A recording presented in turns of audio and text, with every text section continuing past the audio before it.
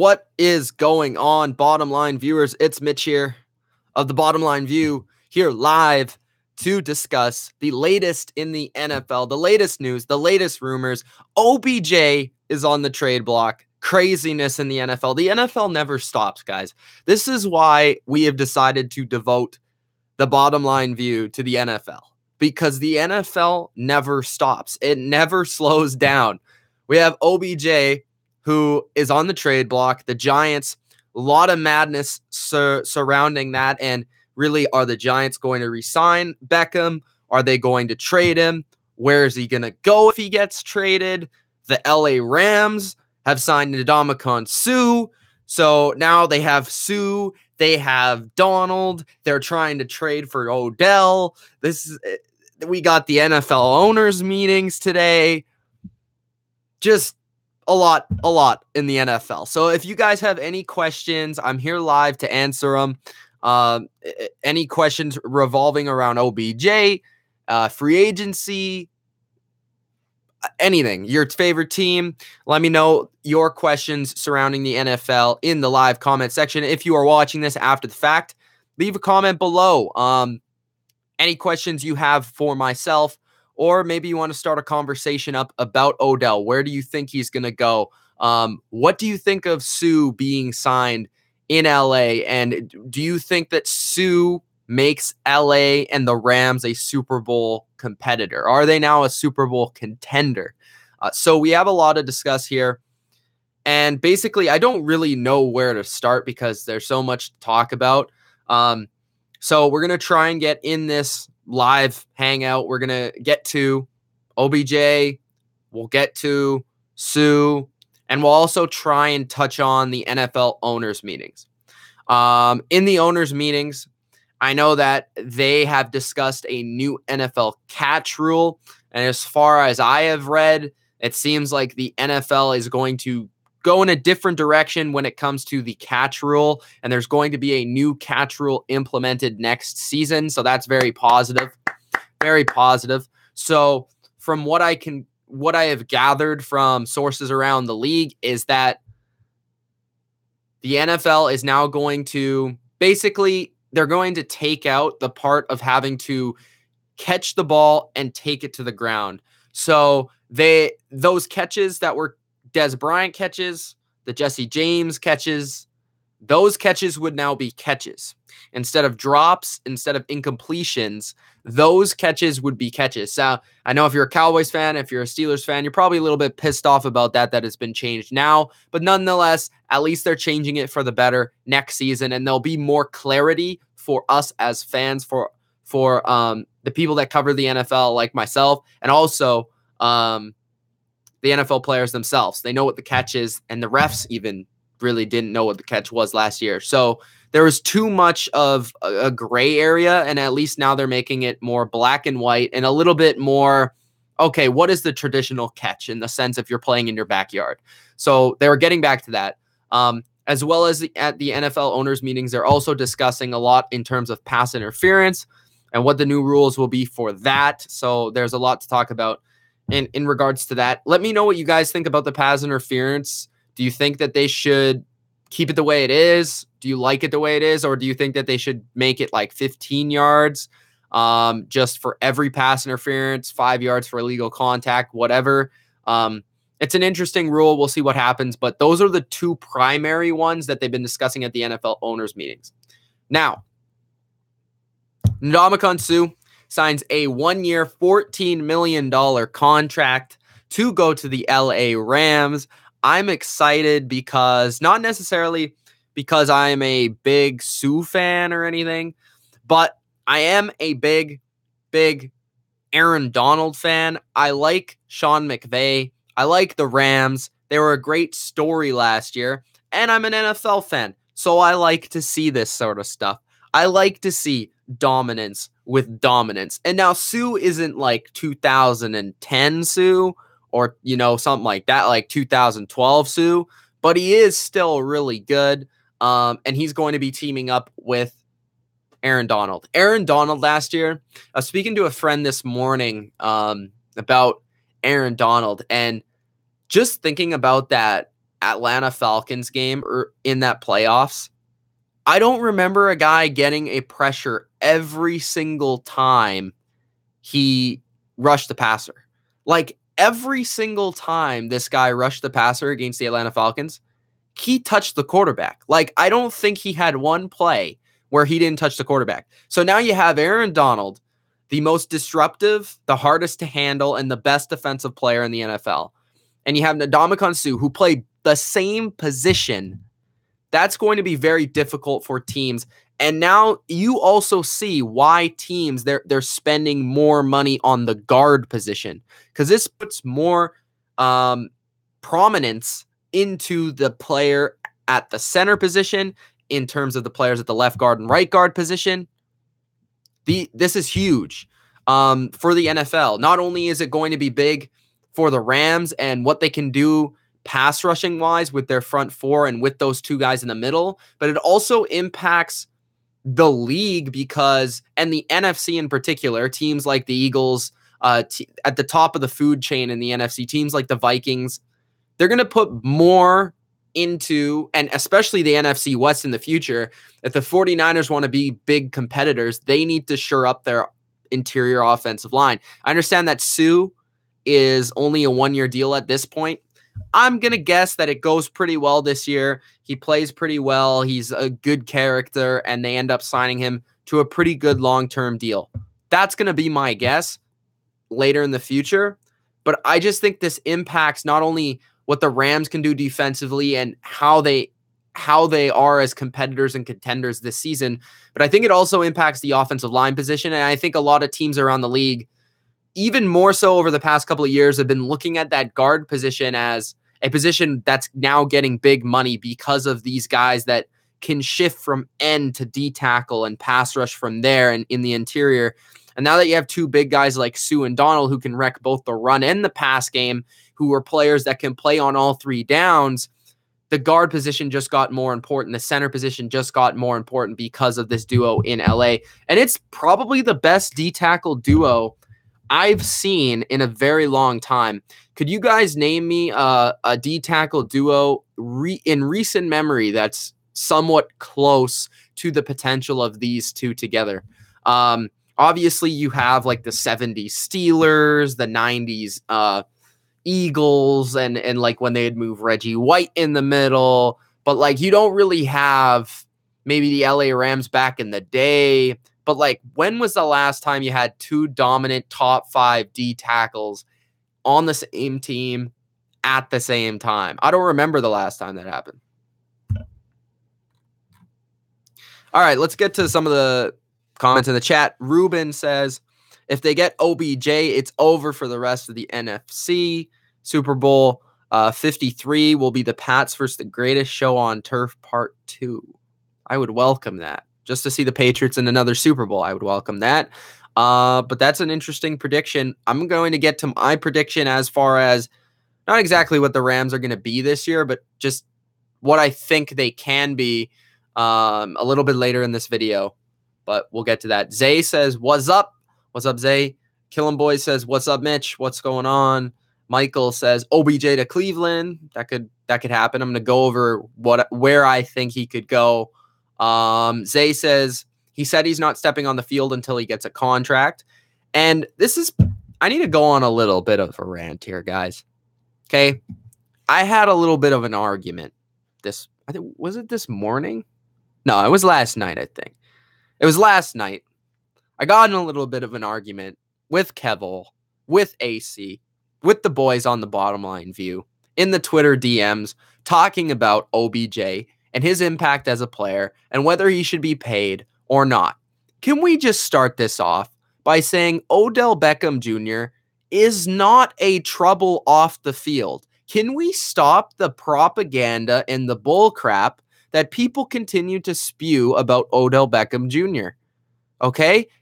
What has this guy done off the field that has you concerned? Outside of a 5-second video that showed drugs in the video that he was not taking in the video, what has he done? Okay? What has he done? Yes, he's a confident football player on the field. Yes, he's competitive, which sometimes people misconstrue for other things. But when people like Tom Brady, like I'm a Patriots fan, Tom Brady, you could look at two ways. Rather, he's ultra competitive or he's at times a little bit of a baby. And you could take it one or two ways. I am one of them that takes it he is ultra competitive, which is the way that most people take it. But for whatever reason, when it comes to Odell and some of these players, like Odell, they side on the baby side, which is not the same. Just because one's a quarterback and one's white and the other is a black receiver who's young and who's on Instagram a lot, doesn't mean that one's a baby and one seeks the attention and one doesn't. Okay? Can we, stop that? Odell should be paid. Odell is one of these playmakers in the NFL that you need to pay. He is one of the 5 guys in the NFL that you need to pay at that position. Okay? I understand that people will sit here and say, hey, receivers don't really win Super Bowls. And I've said that in the past. That's fine. But you need an elite receiver. When you have a receiver such as Odell, he creates offense by himself. Why did the Giants get to the freaking playoffs 2 years ago? Because Odell Beckham created offense by himself. Look at Eli Manning's numbers. I just sent a tweet earlier. Look at Odell Beckham's numbers look at Eli Manning's numbers without Odell Beckham. Okay? So with Odell Beckham, he looks like a Pro Bowl caliber quarterback. He has a 63% completion percentage, 7 yards per attempt, 66 touchdowns to 29 interceptions, and 91.5 passer rating. All right? Pretty good overall. That's borderline Pro Bowl numbers right there. Without Odell Beckham, he is a bum. 60% completion percentage, 6 yards per attempt, 14 touchdowns, and 14 interceptions.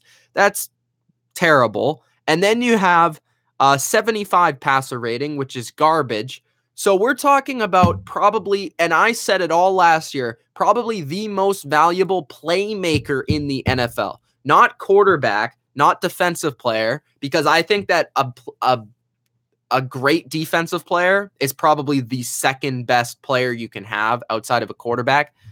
But probably the most valuable playmaker in the NFL is Odell Beckham Jr. When he plays, he is the most valuable player.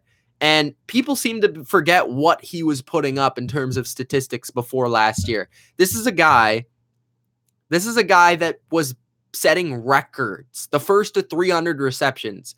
He was outpacing Randy Moss. He was outpacing Jerry Rice. Okay? This is a guy that is that generation's version of these players.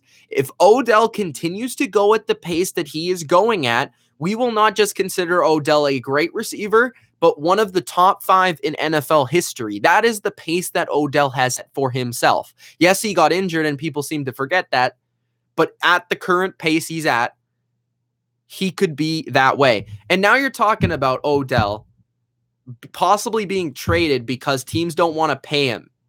I'm happy he's sitting because he should sit, because first he's hurt. So why should he really risk himself coming back for a team that doesn't want to pay him? That's the first thing. Second thing, why, he can be a role model. He can be a guy, not a role model, but like a guy that leads the way for NFL players. Positions outside of just quarterbacks, playmakers, receivers, running backs. He can be that guy to step out and say, we need to get paid. Plus, you're looking at Odell Beckham Jr. I've talked to people now that I'm here at Ryerson. I know people from around the world. My friend is from Europe, and he says he barely watches the NFL. He never watches the NFL. But 2 players he knows in the NFL. He knows Tom Brady, okay, because he's the greatest of all time. But he knows Odell Beckham Jr. because he's the most popular NFL player around the world. You're not going to pay the most popular, most marketable player in the NFL. Not to mention what I already said, he's this generation's Jerry Rice, Randy Moss, whatever, because of the statistics he put up. But also, he's the most marketable player. He's young. I just don't get it, okay? I just don't get it. He's one of the players that I would put on a short list in the league right now of playmakers at the receiver, tight end, receiver position that you need to pay. That's him, that's Antonio, that's Julio, and that's Gronk. Nobody else should be on the list. You should pay those guys regardless of what they're asking for, because those guys are valuable beyond belief. Only these 4 players, in my opinion, can change defense, the way defenses play, and absolutely take over games by themselves. That's Antonio Brown, that's Odell, that's Gronk, and that's Julio. Those 4 players should be treated as such, as players that are great at pass rushing that can take over a game, as great offensive linemen. They should be paid the same. Plus, you're talking about, okay, so Odell wants $20 million. Whatever. Sammy Watkins is making 16, and Sammy Watkins isn't even in the same universe. So anyways, that's my rant about Odell Beckham Jr. I just don't understand it, guys. I need your help with this one. Anyways, Sammy Watkins is making $16 million a year, and we're mad that Odell wants 20. Sam Bradford, okay, is making $15 million guaranteed. Do you want me to look up the career statistics for Sam Bradford? Sam Bradford is making 15 guaranteed and 20 million this year, and he didn't even play last year. Okay? Stop.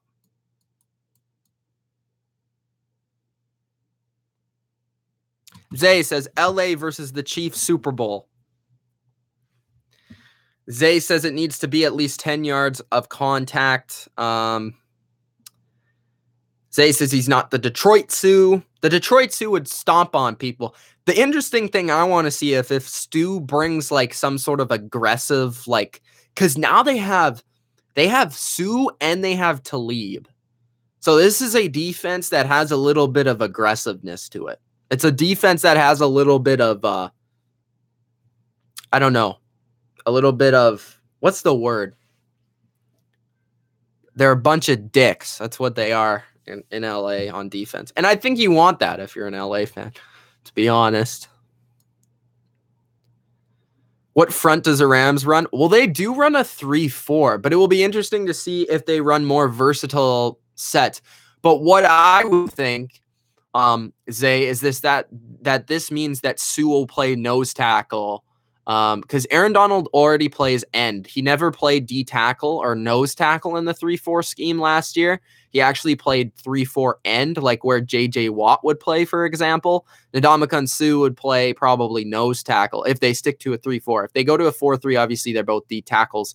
But in the same way, they're both D tackles. I mean, 3-4 D ends or 4-3 D tackles. They're the same position.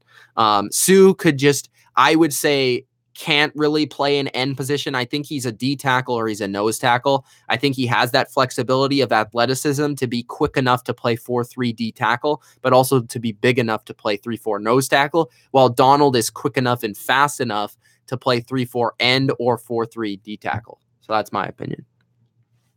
Trading Solution says, I think the Rams will be good on paper and better on the field, but they have their locker room with cancerous with Suh. I don't think Suh is necessarily a cancerous locker room guy. I think he's just kind of an idiot on the field. I don't know if he's a cancer in the locker room. Peters and Talib, like, again, I don't know why I have to keep saying this, but like, I don't remember the last time Talib had a locker room issue. Like 2012 was the last time. That was like 6 years ago. I think he's matured since then. He's won Super Bowls since then. He's been on good teams since then. I don't think Talib is really an issue. I think he brings more of a leadership quality. Marcus Peters would be the only guy I'm really concerned with there. And I think with having a young, confident coach like Sean McVay, having a system of belief and a lot of guys around him, and having a Aqib Talib there, I think will help Marcus Peters. I think out of all those guys, Marcus Peters is going to have the best season, outside of Aaron Donald, obviously. But like Marcus Peters, I think in this new system with Wade Phillips is going to be a beast. Kevin Durant says, so a dude at my school tried to take my milk. I spit in his hair, threw the milk on him, and shoved him. That's interesting.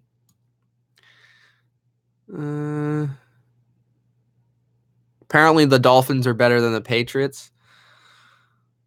Suh and Fairley, no, I wouldn't say that's... Even though Fairley was really good, and Suh was really good at that time, I wouldn't say that that's... I wouldn't even say that's comparable, because we're talking about... Maybe that was 2 of the top 10 guys at one time, but this is like 2 of the top 5. Like, this is pretty crazy. Zay says the late 90s Chiefs. Can you remind me who the late 90s Chiefs had? The Broncos of 2015, they did not have 2 top. I mean, if you're talking about Derek Wolfe and Malik Jackson, I don't know who you would really be talking about, because where the Broncos were so good was they had the core. Like, they had Talib at the top of his game. They had Chris Harris at the top of his game. They had TJ Ward at safety. They had a great secondary, but they also had Von Miller and DeMarcus Ware off the edge, and they had Derek Wolfe and Malik Jackson in the middle. That was a great defense. But like, in terms of actual interior defensive players, I don't remember the last time. I still struggle to think about the last time that a team has had this good of a combination. Dolphins will stun the Pats in the playoffs, Kevin Durant says. Zay says, thank you. Kickers are important. Kevin Durant, what are you taking today, bro? What drug are you on? Suh is going to have double-digit sacks. I wouldn't think he'll have double-digit sacks if he's playing nose tackle. If he's playing nose tackle, I don't think he'll have double-digit sacks. If he's playing D tackle, I mean, he could have like 8 sacks. I don't think he'll get to 10 sacks. Mel W says, nobody will score 20 points on us. Remember that. # Rams for life. All right. I'll keep a mental note of that, Mel. Zay says, Travis Kelce, what wrong with you? Travis Kelce isn't on that list. Come on. Michael Thomas isn't on that list either. I'm sorry. Michael Thomas can't take the football on a slant and run 80 yards for a touchdown. Until he can do that, I will add him to that list. Travis Kelce is not on that list, bro. Come on.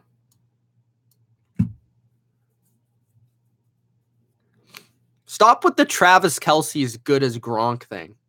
Can we stop that? Cardinals have had one of the worst free agency. I agree with you. Derrick Thomas. Derrick Thomas was a linebacker, though. Like, the last ones I remember were like that I can really... Maybe the 85 Bears had a solid like interior D line. Like the 70s Steelers, the 70s Cowboys. Like some of those, like the 70s like a lot of 70s teams with those like big D tackles. Gronk's by himself. Gronk's on another planet compared to these other tight ends. It's Gronk. Then it's Kelce. Then it's Reed and Ertz. Then it's, well, I don't know if you still put Wilson in that category. He's a little old, but like, I don't know. You could still put him there. Delaney Walker is pretty good. And then after that, it kind of falls down. I don't think Jimmy Graham's there anymore, to be honest. I think a lot of people overrate him.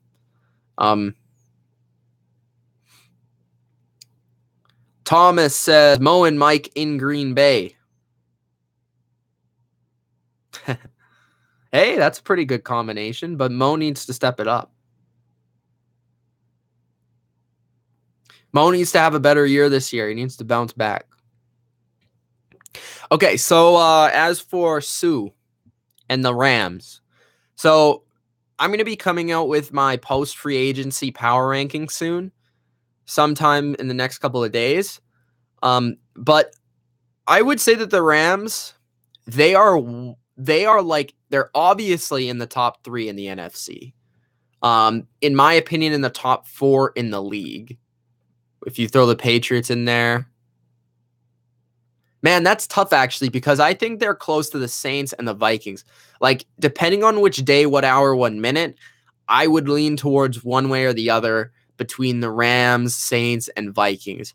Currently, I would still probably have the Vikings a little bit ahead, and then you would probably have the Saints and Rams on level playing field. But I think those teams are all very close. So, like, the NFC's top 4 is really good. Like, the best I can remember it in some time. You have the Eagles, you have Rams, Vikings, and Saints.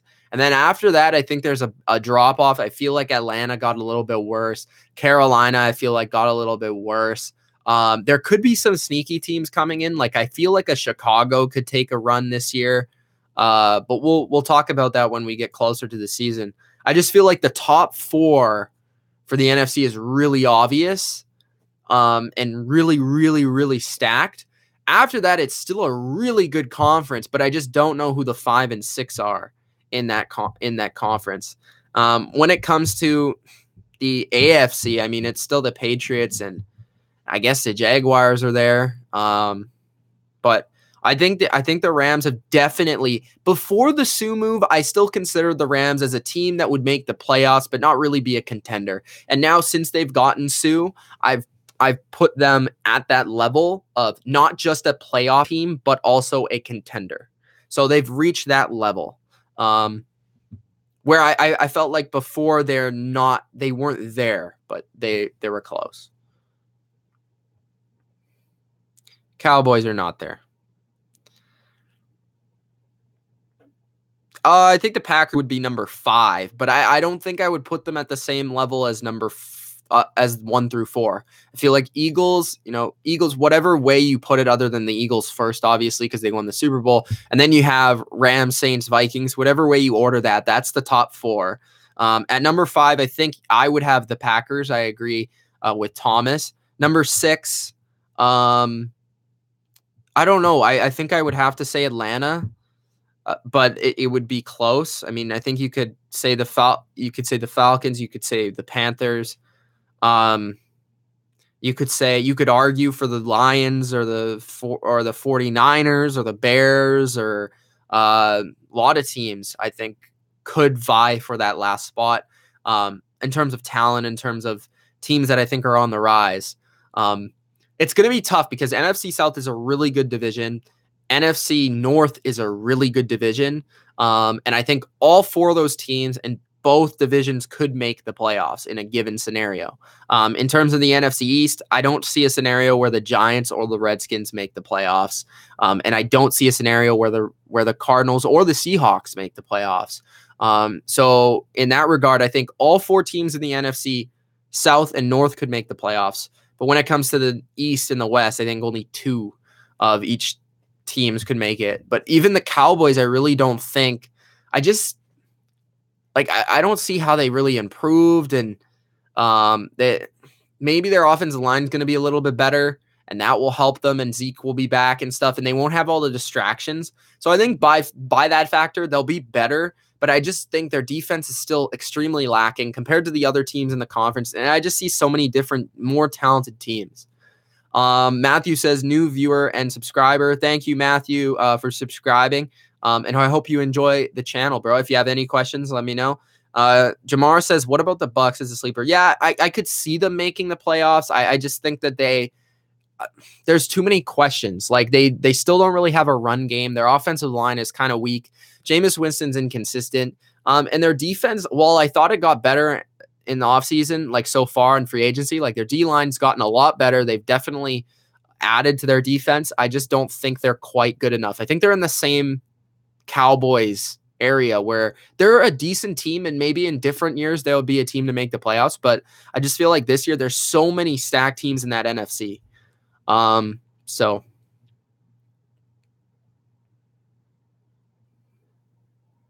Matthew says, I'm a Cards fan. Bad offseason. Bradford at QB.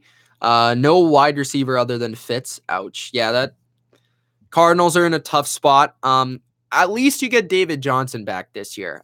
Huge fan of David Johnson, so it's going to be fun to see him back on the field.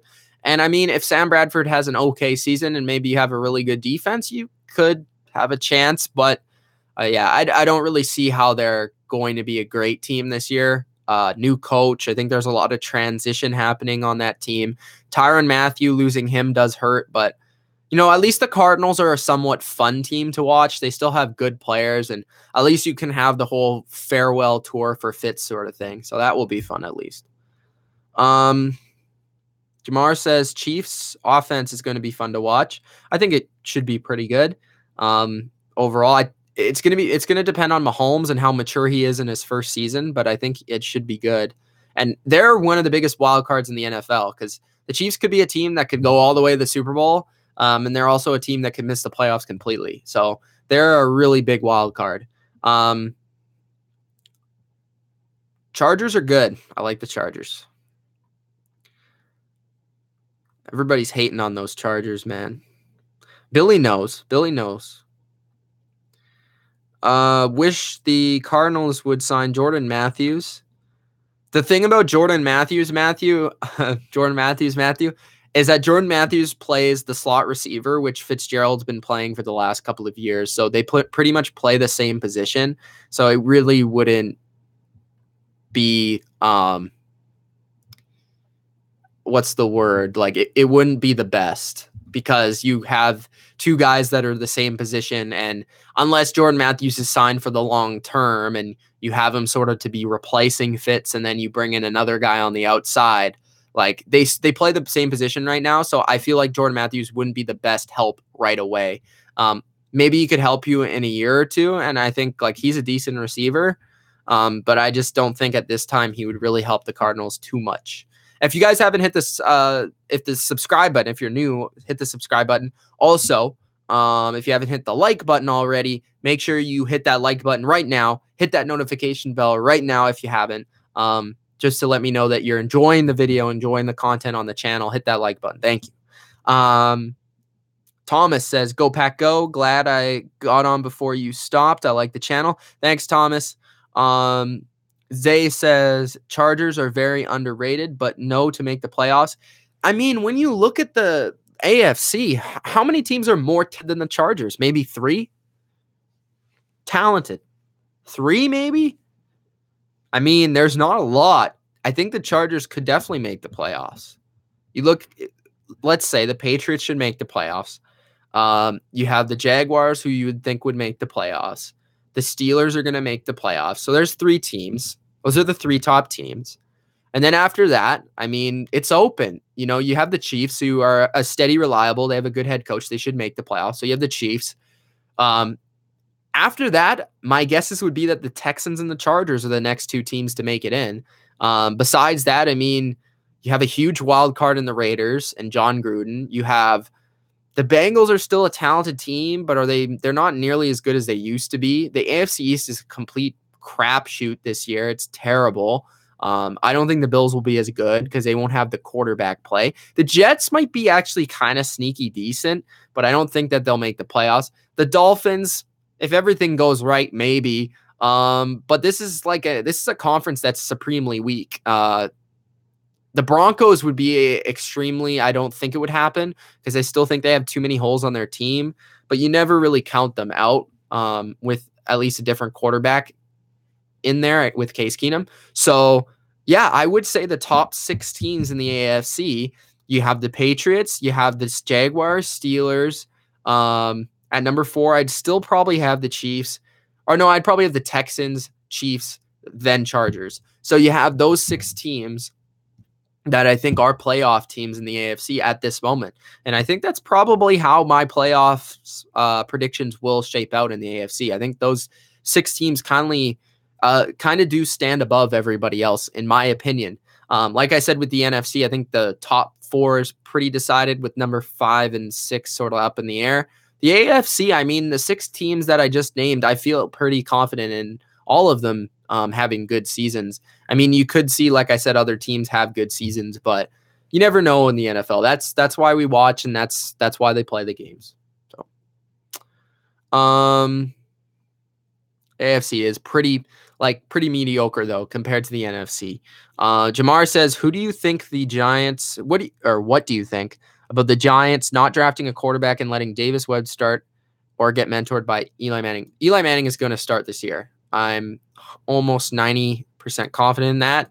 That is the reason why they're not drafting a quarterback until probably next year. It wouldn't shock me if they picked a quarterback, but I think that the sense is that they're all in, which continues my OBJ rant to ask, why has OBJ not been signed if you're going all in to win the Super Bowl? Hello? McFly? Makes no sense.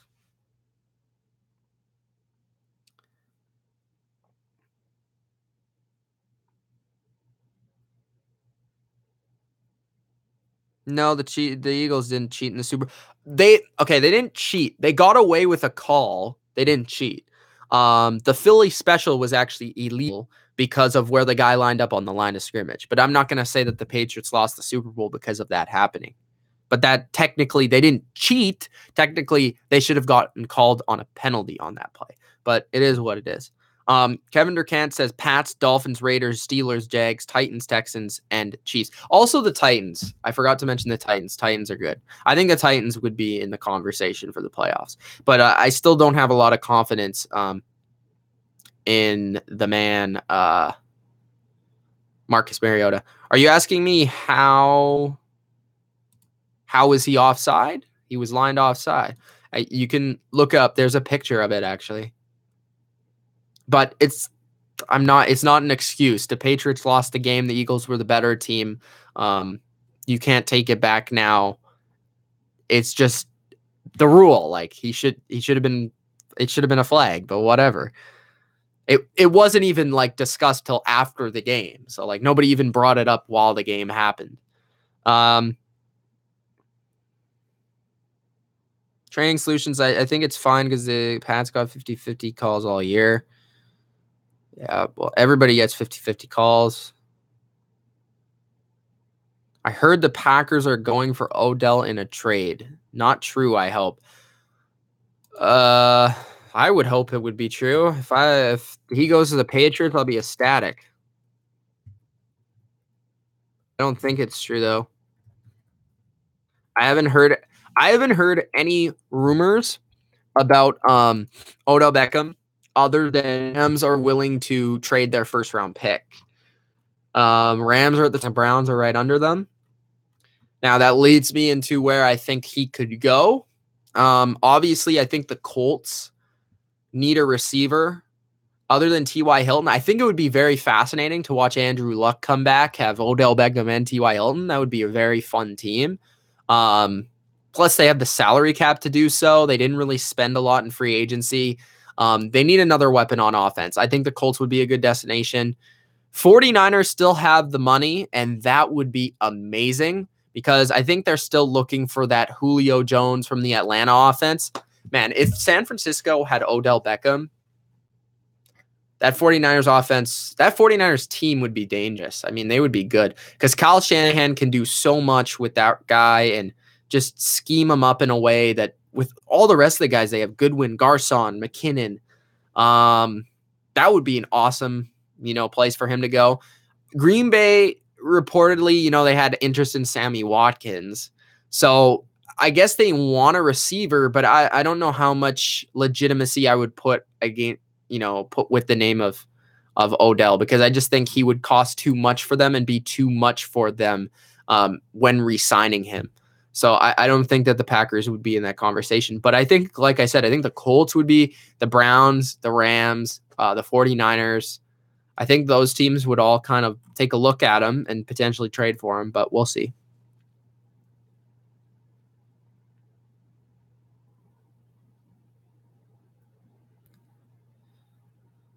What do I think of the Rams and Odell? I think that I think he would make them the favorite in the NFL to win the Super Bowl. If Odell went to the Rams, I think, because that's the biggest position they're missing is a legitimate number one receiver.